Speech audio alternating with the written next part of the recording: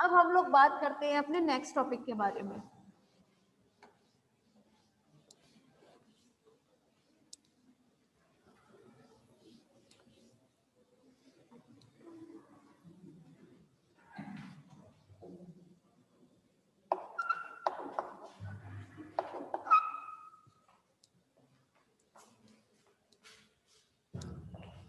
Next topic है आपका गुणसूत्र।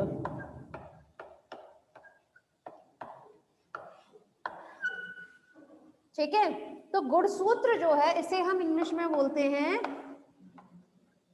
क्रोमोसोम।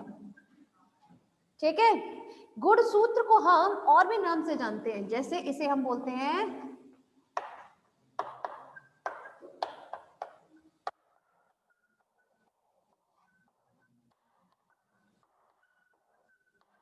आनुवांशिकता के वाहक।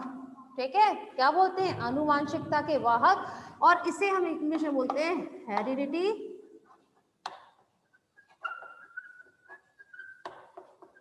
व्हीकल। ठीक है, हम इसको एक नाम से और जानते हैं, दैट इज अ रंगीन काय। ठीक है, मतलब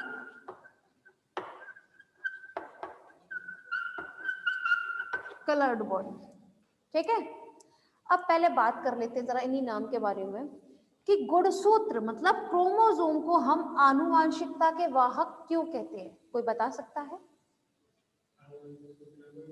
एग्जैक्टली, ये आनुवांशिकता सूचनाओं को एक पीढ़ी से दूसरी पीढ़ी तक जो जाते हैं ना, वो किसके माध्यम से जाते हैं? क्रोमोसोम के माध्यम से, है ना, गुणसूत्र के माध्यम से ही जाते हैं, इसीलिए इसे हम क्या बोलते हैं? हेरिडिटी व्हीकल या फिर आनुवांशिकता के वाहक। ठीक, पहली बात।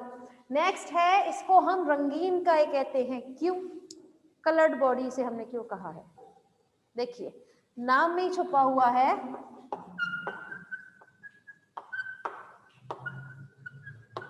क्रोमोसोम। ठीक है, क्रोमोसोम को दो भागों में डिवाइड करने पर मिलता है, first is chromo, second is some. Chromo mean होता है कलर्ड, ठीक है, मतलब रंगीन। सोम मीन होता है बॉडी, बॉडी मतलब काय। आप कहीं भी सोम वर्ड देखेंगे वहां आपका मतलब किससे होगा? किसी बॉडी से, किसी काय से मतलब होगा। चाहे आप कोई भी अल्फाबेट ले लीजिए, कोई भी एनी काइंड ऑफ वर्ड ले लीजिए जिसमें आपका सोम आता हो, लाइसोसोम।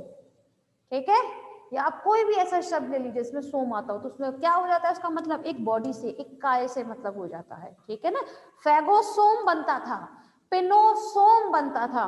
तो पिनोसोम फैगोसोम क्या थे?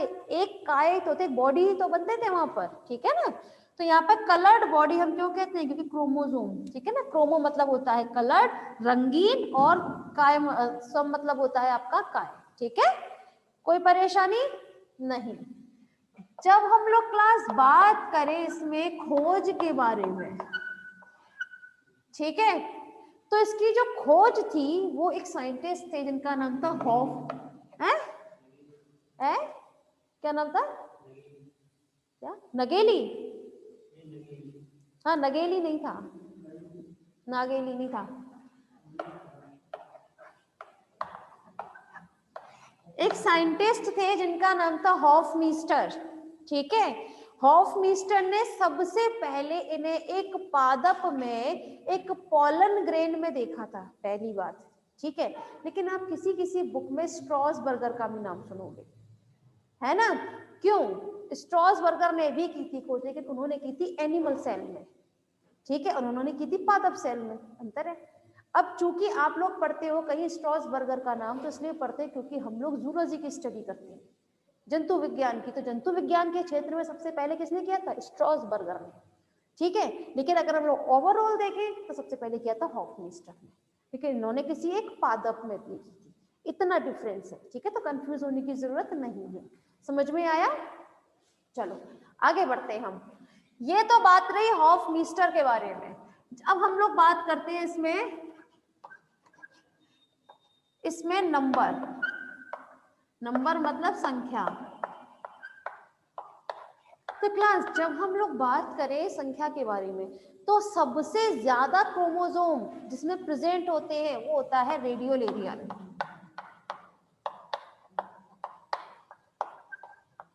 ठीक है, एक रेडियोलेरियन में प्रेजेंट होते हैं सबसे ज्यादा क्रोमोसोम। एक पहले तो बात पता होनी चाहिए रेडियोलेरियन होते क्या है। रेडियोलेरियन मतलब प्रोटोजोआ, जानते हैं आप, ठीक है। तो प्रोटोजोआ में एक गढ़ होता है जिसका नाम होता है रेडियोलेरिया, ठीक है। रेडियोलेरिया के जो जंतु होते हैं वो क्या कहलाए जाते हैं, रेडियोलेरियन। ये आप लोगों को वर्गीकरण पढ़ाया था प्रोटोजोआ, तब बताया गया था, है ना। और रेडियोलेरिया के द्वारा क्या बनता है, एक समुद्री ऊज यानी कि समुद्री पंख बनता है, जिसे हम लोग बोलते हैं ओशियन ऊज, ये भी बताया था। क्योंकि रेडियोलेरिया जो होते हैं इनके शरीर पर बहुत चमकीले प्रकार के कवच पाए जाते हैं, ठीक है, समुद्र में रहने वाले जंतु हैं ये। जब इनकी मृत्यु होती है तब क्या करते हैं, ये समुद्र की तलहटी में बैठ जाते हैं, नीचे की तरफ बॉटम में जमा हो जाते हैं, ठीक है। जमा होने के बाद एक पहाड़ी नुमा संरचना बना लेते हैं, एक के ऊपर एक के ऊपर जमा होते जाते हैं जब, है ना। तो उसी चीज को हम बोलते हैं समुद्री पंख। पंख नहीं है, इट्स अ पंख, ठीक है। और इसे इंग्लिश में बोला जाता है ओशियन ऊज, अंतर है, ठीक है। तो ये क्वेश्चन कभी कभी आता है, समुद्री पंख का निर्माण कौन करता है, तो रेडियोलेरियन, ठीक है ना। प्रोटोसंघ प्रोटोजोआ के गढ़ रेडियोलेरियन के द्वारा समुद्री पंख का निर्माण होता है, ठीक है। कोई परेशानी नहीं। चलिए हम अपने टॉपिक पर आते हैं, भटक गए थे थोड़ा सा। हम बात कर रहे हैं यहाँ पर किसके बारे में, गुणसूत्र के बारे में। तो सबसे ज्यादा होते हैं एक रेडियोलेरियन में, जो होंगे टोटल अप्रोक्स 1700 तक, ठीक है, 1700 तक, किसी किसी में 1600 भी देखने को मिलते हैं। तो हाँ, वो भी रेडियोलेरियन में आते हैं। जंतु तो बहुत सारे हैं ना, लेकिन हर एक सदस्य में बहुत सारे आपके क्या मौजूद होते हैं, गुणसूत्र, ठीक है। सबसे ज्यादा होते हैं रेडियोलेरियन में। मानव में कितने हैं, 46, ठीक है। ये आपका इंपॉर्टेंट है वाइवा के पर्पस से, ठीक है। सबसे कम मौजूद होते हैं एस्केरिस। एस्केरिस की एक प्रजाति होती है, उसमें होते हैं सिर्फ 2, ठीक है।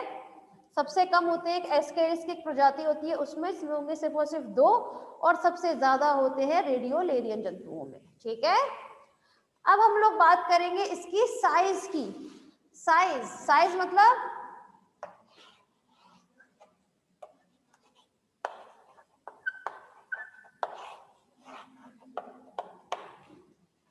साइज को हिंदी में क्या बोलते हैं, आकार, ठीक है। चलो अब हम लोग बात करते हैं आकार की। अगर हम लोग क्लास बात करें एक एवरेज क्रोमोसोम के बारे में, ठीक है, तब इसमें जो गुणसूत्र है वो जनरली देखने को मिलेगा हमें, एवरेज की बात कर रहे हैं हम, 0.1 से 30 म्यू तक, ये एवरेज है, ठीक है। लेकिन जब हम लोग बात करें मानवों में, ठीक है, तो मानवों में कितना होता है, 4 से 6 म्यू तक देखने को मिलता है मानव में, ठीक है। वहीं जब हम लोग बात करें सबसे बड़े, सबसे ज्यादा जो होते हैं किसमें देखने को मिलते हैं, हमें सबसे ज्यादा मिलते हैं जाइंट क्रोमोसोम। जाइंट क्रोमोसोम होते हैं ना, ये आपके टॉपिक है, इंपॉर्टेंट है, इस पर इस तरह से करके इंपॉर्टेंट लिख लेना। इस पर क्वेश्चन आता है, जाइंट क्रोमोसोम पढ़ाया जाएगा, जिसमें आएंगे आपके पॉलीटीन, लैम्ब्रश, ठीक है ना, लैम्ब्रश क्रोमोसोम, ये सब चीजें जाइंट क्रोमोसोम होते हैं। जाइंट क्रोमोसोम अपने आप में देखिए नाम में ही छुपा हुआ है। जाइंट मतलब क्या होता है, बहुत बड़ा, विस्तृत, ठीक है ना, विशालकाय। तो विशालकाय गुणसूत्र जो है, अगर हम उनके किसकी बात करें, उनके साइज की बात करें, तो ये हमें कितना मिल सकता है, 800 म्यू तक भी मिल सकते हैं। तो वेरी है, देख सकते हैं, है ना। यहाँ पर हर इंसान और हर एक उसमें थोड़ा सा वेरी हो रही है जंतुओं में क्रोमोसोम के साइज, ठीक है। क्या चीज, लैम्ब्रश, हाँ बिल्कुल सही बात है, लैम्ब्रश। लेकिन ये आपके में एक टॉपिक है, तब बताया जाएगा जब पढ़ाया जाएगा लैम्ब्रश और पॉलीटीन क्रोमोसोम के बारे में, ठीक है। कोई परेशानी, समझ में आया, आगे बढ़ते हैं। अब है टाइप्स ऑफ क्रोमोसोम।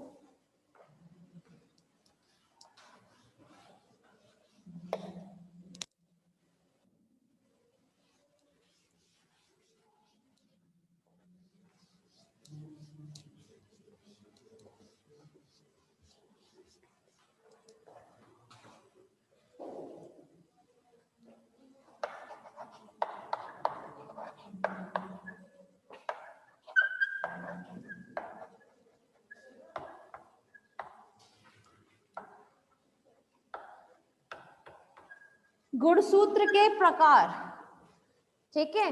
तो सबसे पहले हम लोग बात करेंगे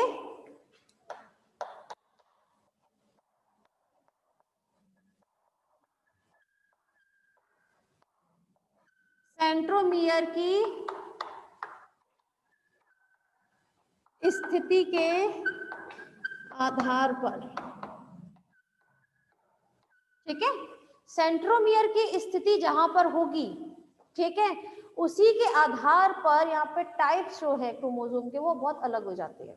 जनरली इसमें देखने को मिलेंगे हमें 4 प्रकार के गुणसूत्र, लिखा हुआ है, जिसमें से फर्स्ट होता है आपका ए है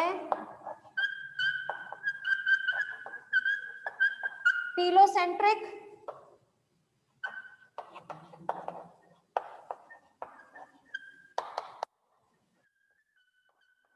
मेटासेंट्रिक,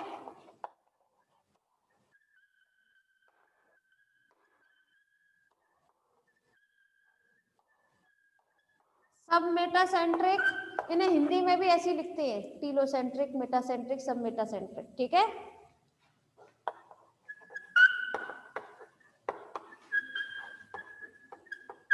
एक्रोसेंट्रिक। तो जनरली सेंट्रोमियर की स्थिति के आधार पर हमें क्रोमोसोम कितने प्रकार को देखने को मिलते हैं? 4 प्रकार के, पहली बात, ठीक है। तो चलिए ड्रॉ करते हैं डायग्राम्स।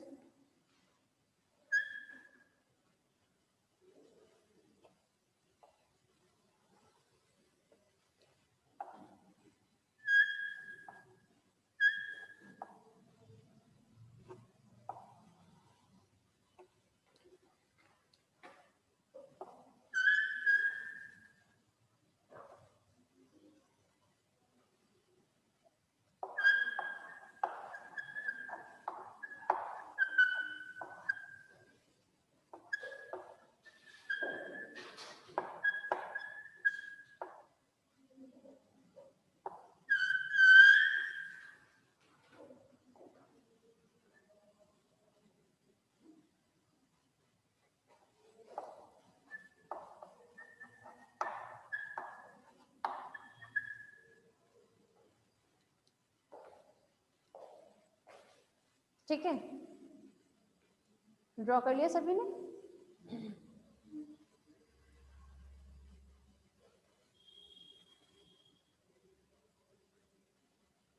चलिए बाद में कर लीजिएगा, पहले समझ लो इसको, मैं नहीं रफ करने वाली, ठीक है। चलिए पहला है आपका, देखिए यहाँ पर ये संरचना देख रहे हैं आप,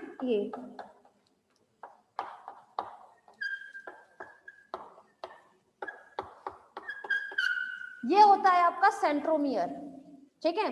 तो सेंट्रोमियर की ही स्थिति के आधार पर हमने क्रोमोसोम को 4 भाग में डिवाइड किया है। देखिए एक में सबसे ऊपर की तरफ है, एक में थोड़ा उससे नीचे, फिर थोड़ा सा और नीचे, फिर एकदम मिडल में आ गया है, ठीक है ना। तो सेंट्रोमियर की स्थिति थोड़ी बदलती जा रही है यहाँ पर, ठीक है। तो सबसे पहले हम लोग बात करेंगे आपके टीलोसेंट्रिक के बारे में।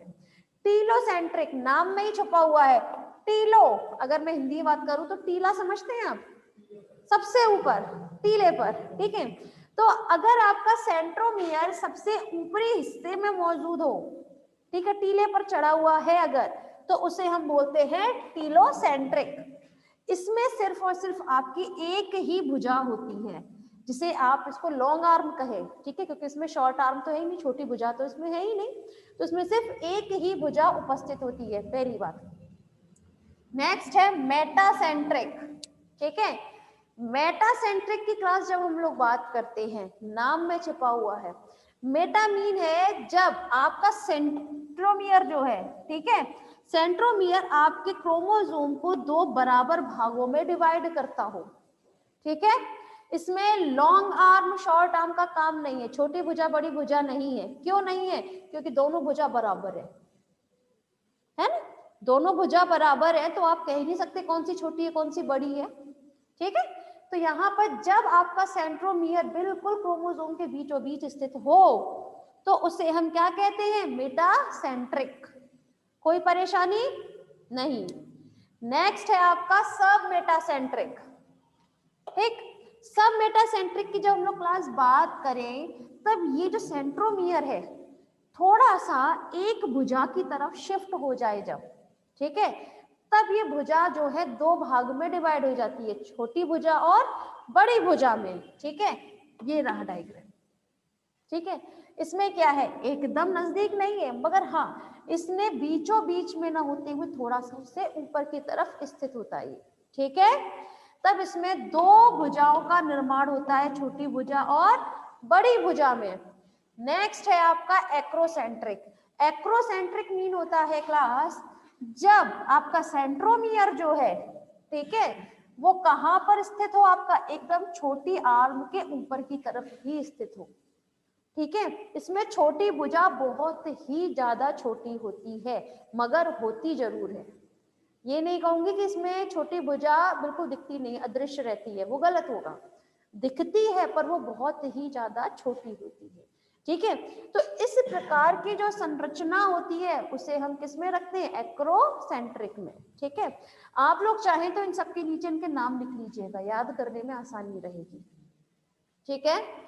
ये कौन सा है, टीले पर है तो टीलोसेंट्रिक, नीचे की थोड़ा सा नीचे की ओर शिफ्ट हो गया तो एक्रोसेंट्रिक।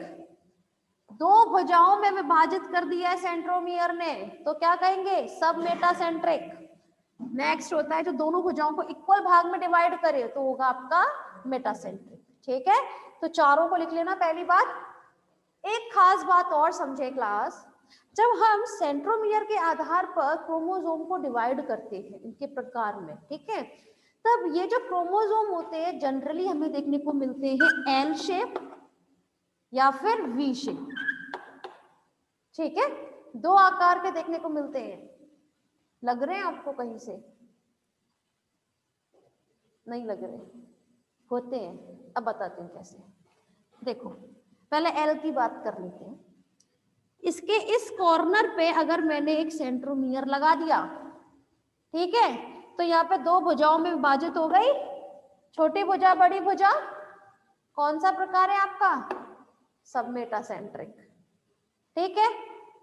अब वी आकार में यहां पर मैंने अगर मेटासेंट्रिक लगा, सेंट्रोमियर लगा दिया, तब दोनों भुजाएं बराबर है, कौन सा हो गई, मेटासेंट्रिक, ठीक है। तो सेंट्रोमियर की स्थिति के आधार पर हमें गुणसूत्र एल या फिर वी आकृति के जनरली देखने को मिलते हैं, ठीक है। कोई परेशानी नहीं, चलिए आगे बढ़ते हैं अब हम।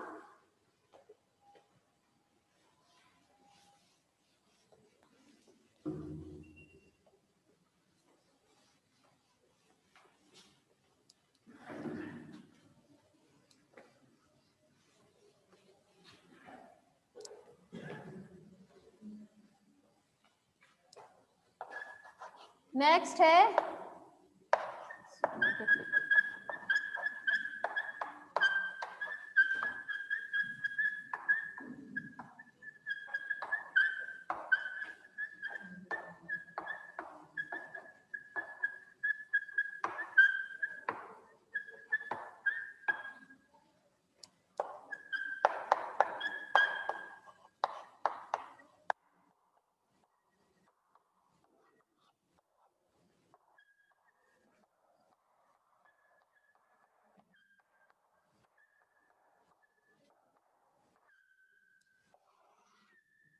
ठीक है।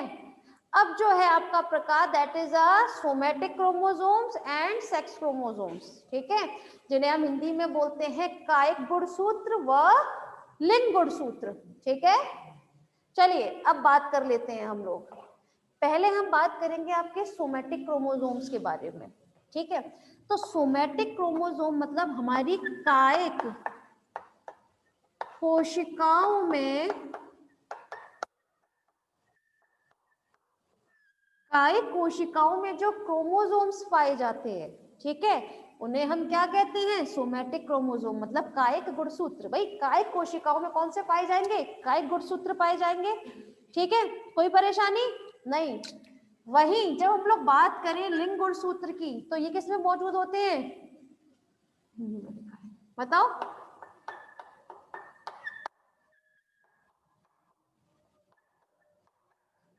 लिंग कोशिकाओं में मतलब आपके जो जर्म सेल्स होती हैं, ठीक है, उनमें जो क्रोमोसोम पाए जाते हैं, उनमें जो गुणसूत्र पाए जाते हैं, उन्हें हम कहते हैं लिंग गुणसूत्र। कोई परेशानी नहीं। देखिए अब आप लोग जानते हैं कि मानवों के शरीर में कितने होते हैं क्रोमोसोम? 46। ठीक। अच्छा एक क्वेश्चन यहाँ पर मुझे बताइए, कायिक कोशिकाएं कौन सी होती हैं? कायिक कोशिकाएं कौन सी होती हैं? भाई आप लोग माइटोसिस मियोसिस पढ़ते हैं, ठीक है, तो हम माइटोसिस को क्या बोलते हैं? माइटोसिस किसमें होती है? समसूत्री विभाजन किसमें होता है? कायिक कोशिकाओं में होता है। ये तो आप जानते हैं, रट लिया है आप लोगों ने। पर कायिक कोशिकाएं होती कौन सी हैं? मुझे भी तो बता दो जरा, कौन सी होती है कायिक कोशिकाएं?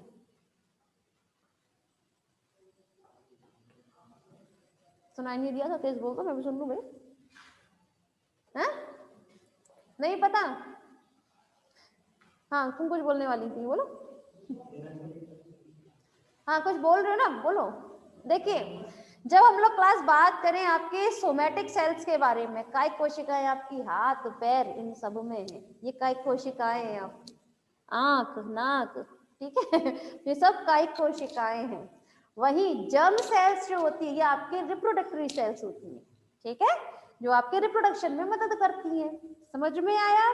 कायिक कोशिकाएं और लिंग कोशिकाओं में अंतर, ठीक है। तो कायिक कोशिकाओं में होता है समसूत्री विभाजन और आपका उसमें जर्म सेल्स में कैसा होता है? अर्धसूत्री विभाजन, ठीक है। चलो आगे आ जाते हैं अपनी बात में। मानवों में, हाँ ठीक है, थोड़ी देर एक्स्ट्रा पढ़ा है। मानवों में क्लास 46 है अब, ठीक है। तो कितने गुणसूत्र होते हैं जो आपके सोमैटिक क्रोमोसोम्स होते हैं? सुनाई नहीं, तेज बोल दीजिए मैं भी सुन लूं। 44, ठीक है। तो 44 गुणसूत्र होते हैं जो आपके सोमैटिक क्रोमोसोम्स कहलाए जाते हैं, पहली बात, ठीक। लिंग गुणसूत्र मतलब लिंग कोशिकाओं में जो गुणसूत्र पाए जाते हैं, ठीक है, वो कितने होते हैं? 2। कौन से होंगे? या तो XX होंगे या फिर XY होंगे। कोई परेशानी नहीं, ठीक है। एक खास बात इसमें आप समझिएगा क्लास, ये सब तो आप लोग जनरली जानते थे। सोमैटिक क्रोमोसोम को हम लोग जनरली जानते हैं ऑटोसोम्स के नाम से। किस नाम से जानते हैं? ऑटोसोम्स के नाम से जानते हैं। वही हम सेक्स क्रोमोसोम्स को जानते हैं एलोसोम्स के नाम से, ठीक है। यह मैंने ये इसलिए बताया है क्योंकि क्वेश्चन जो आपके में आएगा 1 मार्क में, वो somatic chromosome and sex chromosomes के नाम से नहीं आएगा। जनरली क्वेश्चन आता है ऑटोसोम्स एंड एलोसोम्स, ठीक है, कि ऑटोसोम्स एंड एलोसोम्स में अंतर बताइए, या ऑटोसोम्स व एलोसोम्स क्या होते हैं, ठीक है, क्योंकि ये वो टर्म्स होते हैं जो आप लोग जनरली नहीं जानते, ठीक है। बाकी तो आप लोग इनके नाम से तो पहचान ही जाएंगे, आप तो इनको तो लिख ही दोगे, बट ये अल्फाज आप नहीं लिखने वाले हो, तो टर्मिनोलॉजी को थोड़ा सा याद रखने की कोशिश किया करें आप। ये कब आया क्वेश्चन में, व्हाट इज एलोसोम? अच्छा हाँ बेटा, आप तो समझ में आ गया ना विकेश? समझ में आ गया बेटा?